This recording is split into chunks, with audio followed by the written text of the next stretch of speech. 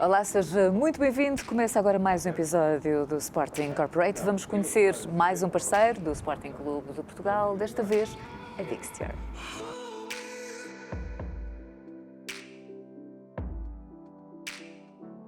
E comigo já tenho o Rui Vicente, CEO da Dixter. Rui, muito obrigada por receber a Sporting TV. É um prazer estar aqui consigo. O prazer é todo nosso. Rui, vamos começar pelo seu percurso.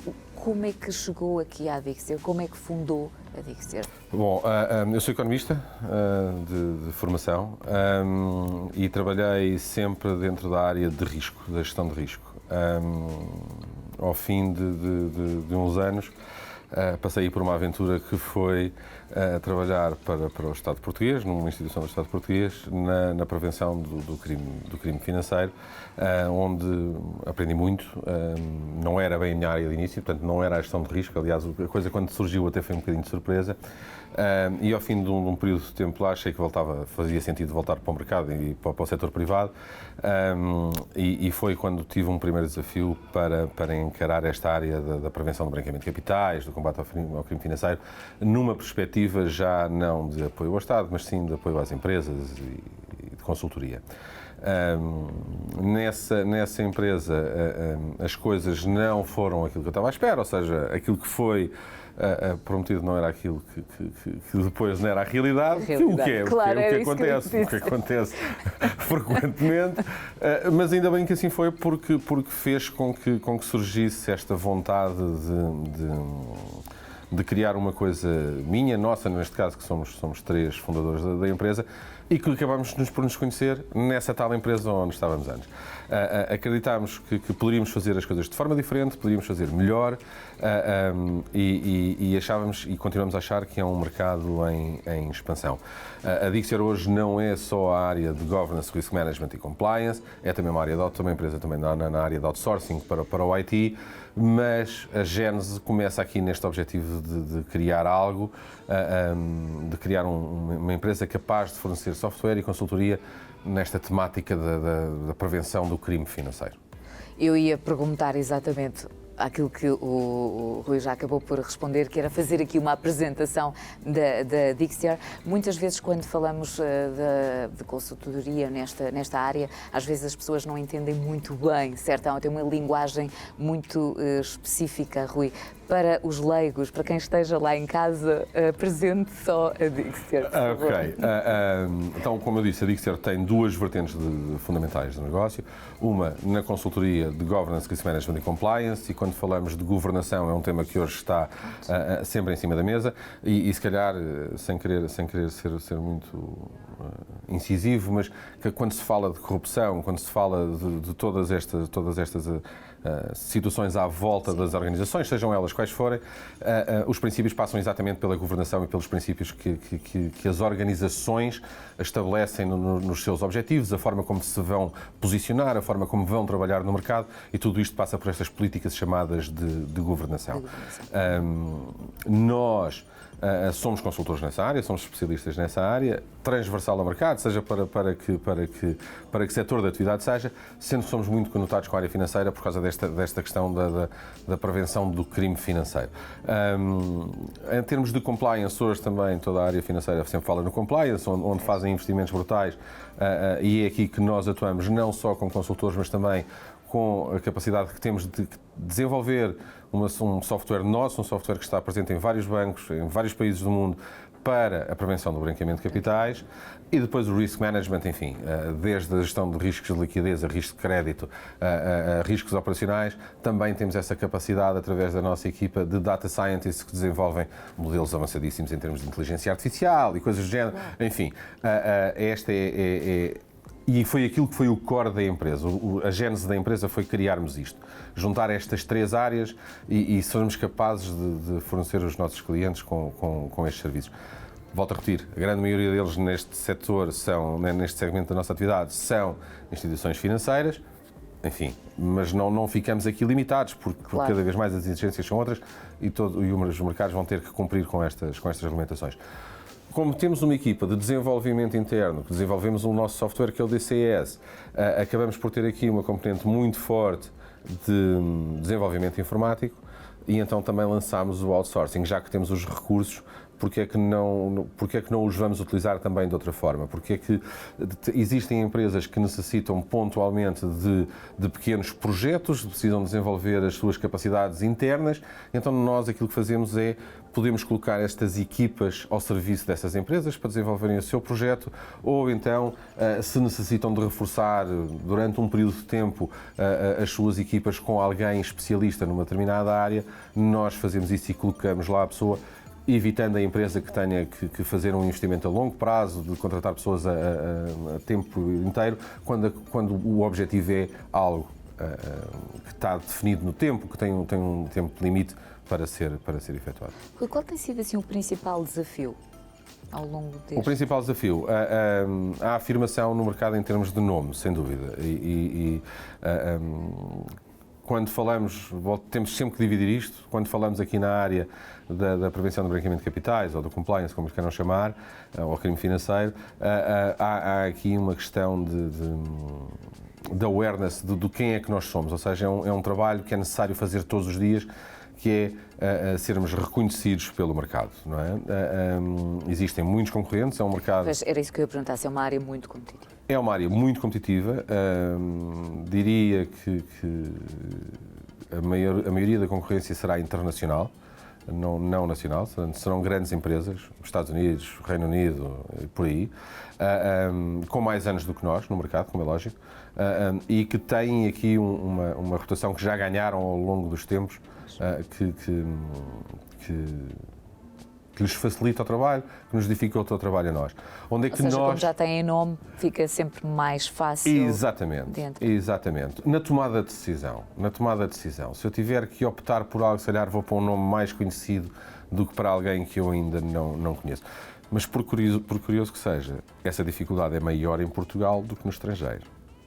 Ou seja, no estrangeiro é mais fácil nós entrarmos do que em Portugal, sem dúvida nenhuma. Sem dúvida nenhuma. Alguma justificação para isso? As coisas são como são. As coisas são como são. É muito cultural, julgo eu. Eu trabalhei em Espanha, eu trabalhei numa multinacional em Espanha, e aquilo que eu aprendi no mercado espanhol é que os espanhóis valorizam aquilo que é feito em Espanha.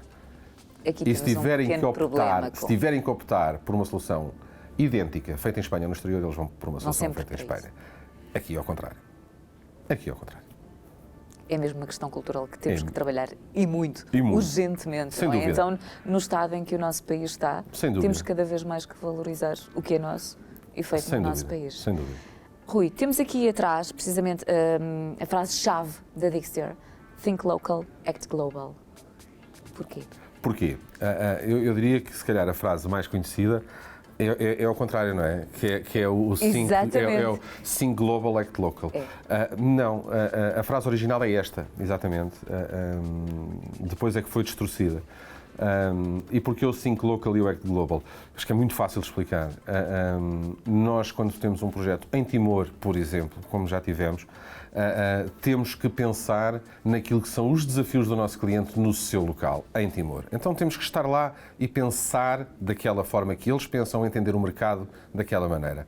Act Global porque temos clientes em Timor, temos clientes na Lituânia, em Angola, em Portugal, na Bélgica, enfim, portanto, porque atuamos globalmente. Antes de falarmos desta fase deste ano que temos vivido, que afetou obviamente todos os setores, todas as empresas da pandemia da Covid, só fazer aqui uma pequena apresentação mais ou menos de quantas pessoas trabalham na Dixter, se tiver esses números, só para nós termos. Devido ao setor de atividade que é o outsourcing, há aqui uma parte que é volátil, ou seja, as pessoas vão entrando e saindo com alguma...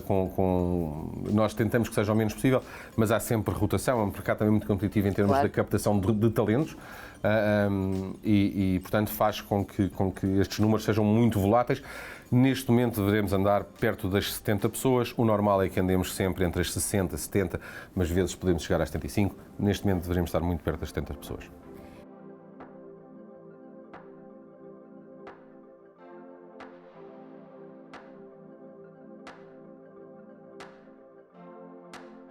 Como é que o Rui, como é que a Dixter conseguiu esta altura de pandemia neste ano, mais de um ano, que já levamos de pandemia, como foram este Quando a situação surgiu,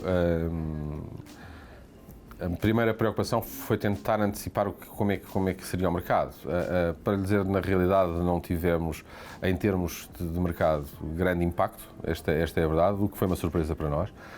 O que nós percebemos foi que as decisões de investimento foram sendo tomadas com muito mais tempo.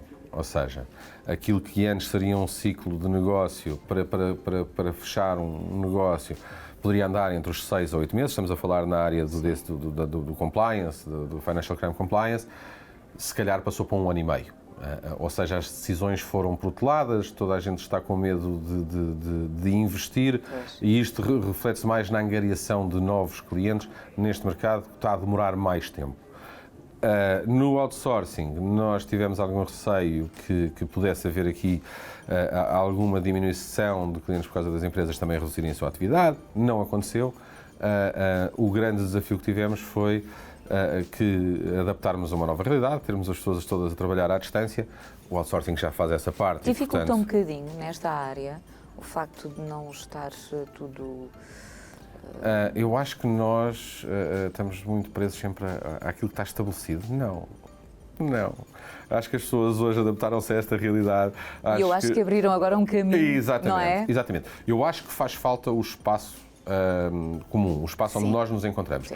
Eu acho que estarmos completamente isolados limita-nos. Limita-nos porque só debatendo com outras pessoas é que nós podemos criar novas ideias, não é? E às vezes não é tão fácil, seja por o grupo do WhatsApp, seja através de um Zoom, não é? Debater logo ali no momento, uma coisa é estar ao lado. Exatamente. E eu acho que a comunicação corporal também é importante. Uma coisa é frente a uma câmara, outra coisa é nós estarmos frente a frente. Portanto, eu acho que tem que se encontrar um ponto de equilíbrio. Eu acho que as coisas não vão voltar ao passado. Acho que as coisas nunca mais vão voltar aos 5 days of work on the office. Acho que vamos ter que encontrar aqui um misto. Acho que vamos ter que encontrar uma situação, até porque é fundamental que as pessoas estejam bem, não é? Para produzirem é fundamental que as pessoas se sintam bem.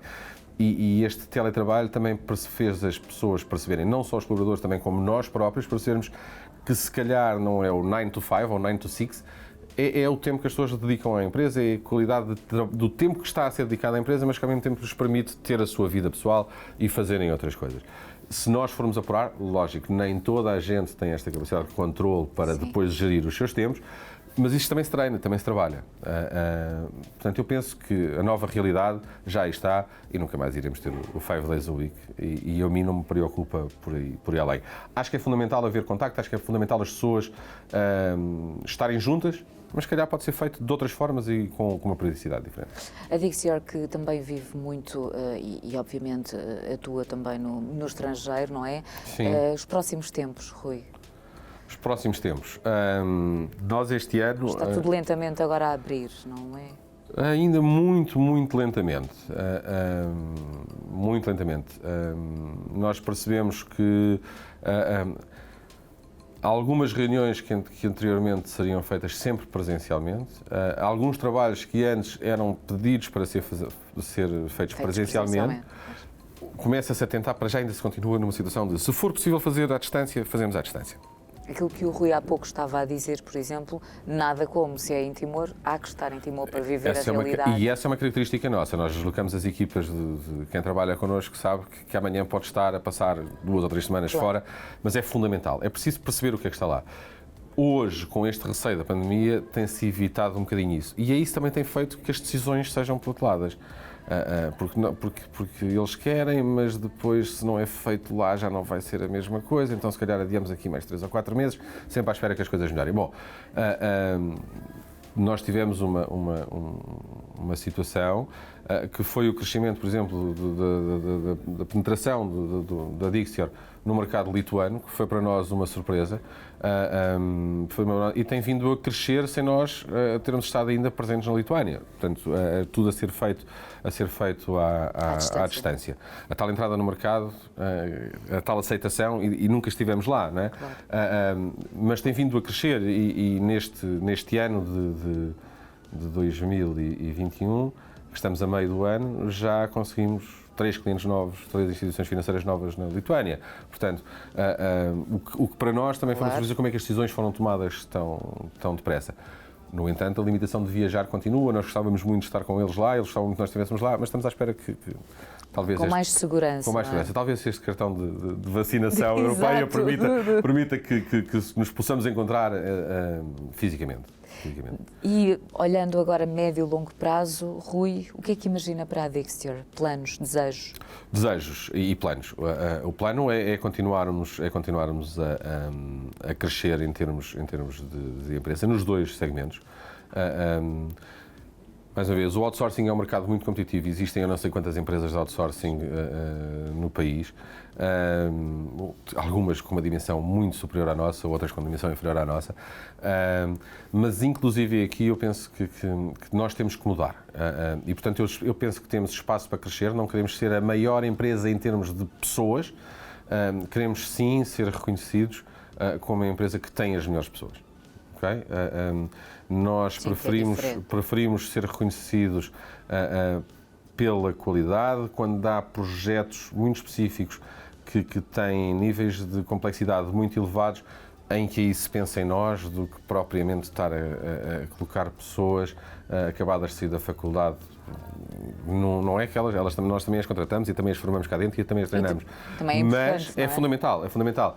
Mas aquilo que a Dixter não quer ser vista é como mais uma empresa eu peço desculpa pela expressão, mas é uma expressão que se usa nesta área do outsourcing, como mais um talho humano, não é? É a história Ou seja, gente, muitas vender pessoas. Carne, a ideia de vender a mão de obra pura e simples, sem preocupação com as pessoas, nós não queremos isso, queremos o contrário. Queremos que as pessoas que estão connosco se sintam, nós temos um tema que é o The People, o sentirem-se The People, porque a nossa preocupação com as pessoas é muito forte, muito grande, e é isso que nós queremos continuar.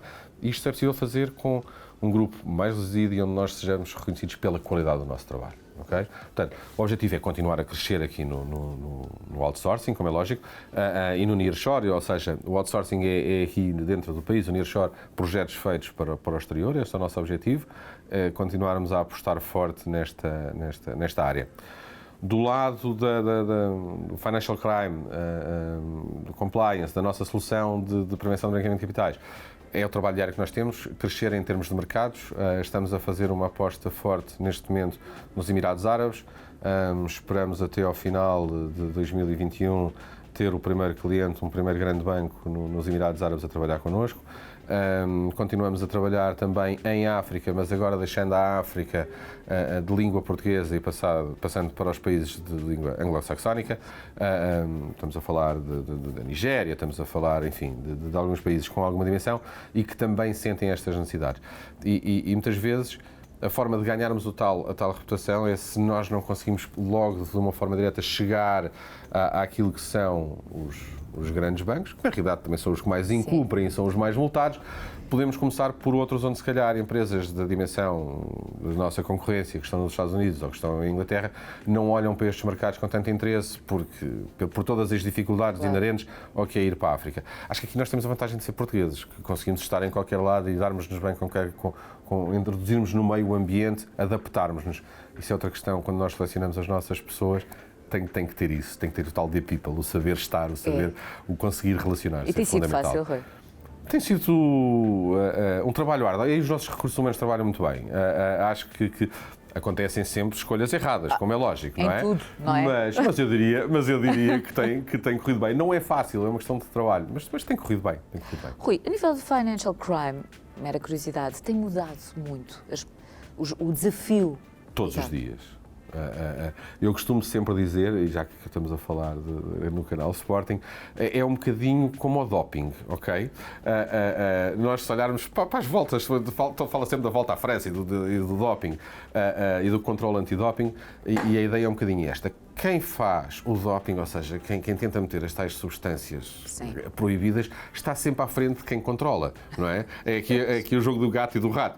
Passa-se exatamente o mesmo, não é? Quando nós montamos uma situação para prevenir uma determinada tipologia de potencial crime ou de atuações que podem propiciar a lavagem de dinheiro, eles já estão mais à frente, já estão a pensar noutras soluções. Portanto, isto é um bocadinho o jogo do gato e do rato. Portanto, isto implica inovação todos os dias, porque implica termos pessoas aqui que têm que estar ao corrente do que é que se vai passando no mundo, quais é que são as tendências, como é que os negócios vão mudando, como é que vão evoluindo. Portanto, este é o grande desafio.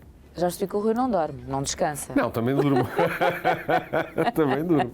Isto é uma área que exige Sem mesmo dúvida, muita, sem muita dúvida. atenção, não só Sem do Rui, dúvida. mas Sem de dúvida. toda Sem a dúvida. equipa. Sem dúvida. Há pouco o Rui já estava a falar do Sporting, vamos começar aqui agora a falar da parceria com o Sporting. Como é que surgiu? Provavelmente o primeiro fator motivacional é que eu sou sócio do Sporting. Mas andando um pouco atrás, nós na Dixer sempre tivemos a vontade, assim que possível em termos financeiros, estar presentes no desporto, apoiar de alguma forma equipas que estivessem no desporto. E começámos isto, porque éramos mais pequeninos, com desporto jovem, com algumas equipas de futebol juvenil, iniciados, e não de grande nome, porque era mesmo a ideia de ajudar, de Claro, apoiar. quem está a começar. Exatamente, quem está a começar. Ao fim de 3 ou 4 anos que fizemos destas parcerias, começámos a perceber que se calhar deveríamos querer mais, deveríamos pensar em investir o dinheiro de outra forma e que nos pudesse trazer alguma brand awareness, algum reconhecimento. E aqui surge o Sporting, como é lógico. E surge o Sporting no handball, porque o nosso patrocínio começa quando o Sporting vai à Liga dos Campeões de handball. E aqui a decisão foi já estratégica e emocional. Emocional porque eu também fui jogador de handball, além do sócio do Sporting, e porque os países onde se joga handball a sério, e é fantástico que o Sporting esteja na Liga dos Campeões e outras equipas portuguesas, e a Seleção Nacional o que tem feito, mas o handball, se nós formos ver, estamos a falar das Alemanhas, estamos a falar da Suécia, estamos a falar dos países onde nós queremos entrar com o mercado, ou seja, onde a imagem de que ser importante, porque nós vamos falando com essas instituições financeiras desses países. E o handball, sem ser um desporto elitista, e nesses países com uma capacidade de mercado que não se compara àquilo que é em Portugal, para nós fazia todo o sentido. E então a aposta no Sporting e no handball pareceu-nos claramente uma aposta vencedora. E como é que tem sido este tempo de parceria? Nós aquilo que conseguimos sentir de retorno do nosso investimento é, sem dúvida, o reconhecimento da nossa marca, inclusive em termos nacionais, do nosso nome, inclusive em termos internacionais. E depois tem-nos gerado coisas fantásticas como, de repente, temos um cliente nosso a dizer: mas vocês patrocinam o handball do Sporting, isso é uma... Não é? Isso tem sido bom. E lá está, vai-nos dando o tal reconhecimento, e estamos associados a uma marca forte como é o Sporting, claro, uma marca internacional como é o Sporting, só nos dá também a nós prestígio, e é isso que pretendemos. A entrada nesses mercados continua a ser um apoio e, portanto, para nós estamos satisfeitos e continuamos a querer apostar nesta parceria. E este ano cheio de vitórias. Este ano cheio de vitórias, excepto no handball, No não é? handball, não. Mas sim, foi um ano em grande para o Sporting, não é? Um ano, acho que único. Completamente. E é para continuar, então, esta Sem dúvida, parceria, sem Rui? dúvida, sem dúvida. Sem prazo. Sem É prazo, sempre. para já sem prazo. Sem prazo, para já, muito sem prazo. bem. Rui, muito obrigada Prazer foi todo meu, mais uma vez. por receber a Sporting TV e o Sporting Corporate, e muitas felicidades. Muito obrigado, foi um prazer. Obrigada. Quanto a nós, até ao próximo Sporting Corporate.